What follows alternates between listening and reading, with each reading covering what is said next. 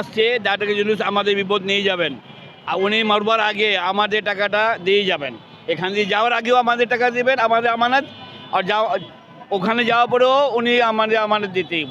আল্লাহ করে উনি যাব, আল্লাহ করে জবাব দিতেইব। ডাক্তার ইউনূস, আপনাকে আমরা অনুরোধ করছি, আপনার আমাদের বেজালটা ভাঙে যাবেন। আমাদের এই যত পেশালটা আছে বেজালটা আছে ভাঙে যাবেন। বাস আমাদের পোশাকটা আমাদের দিয়ে দেন, আমাদের আমানত দিয়ে। আমাদের এটা আমরা ভিক্ষা চাই না, আমরা ভিক্ষা চাই না। আমাদের আমানত আমাদেরকে দিয়ে দেন। বাস ঠিক, আমাদের আমানত আমাকে দিয়ে দেন ডাক্তার ইউনূস। আপনার পাশে অনুরোধ করলাম, আপনার জান্নাত যেতে চান তাহলে আপনার আমাদের টাকাটা নিয়ে দিয়ে তারপরে যান। অথবা নতুন সরকার আসবো, আমরা কেমনে বিশ্বাস করব?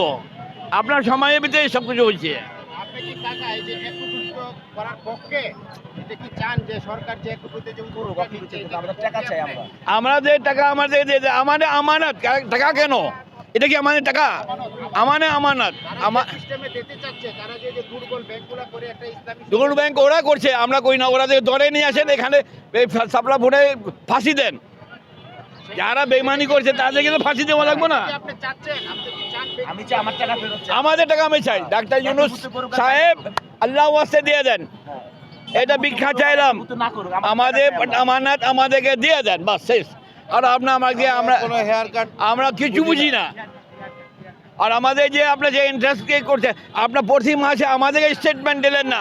আপনার যখন আমাদের পার্টনার বানাইছেন না, তো প্রতি মাসে স্টেটমেন্ট দেবেন না। 2 বছর পরে আপনার কায়দা করে দেখালে হইব নাকি? কেউ মানবো না।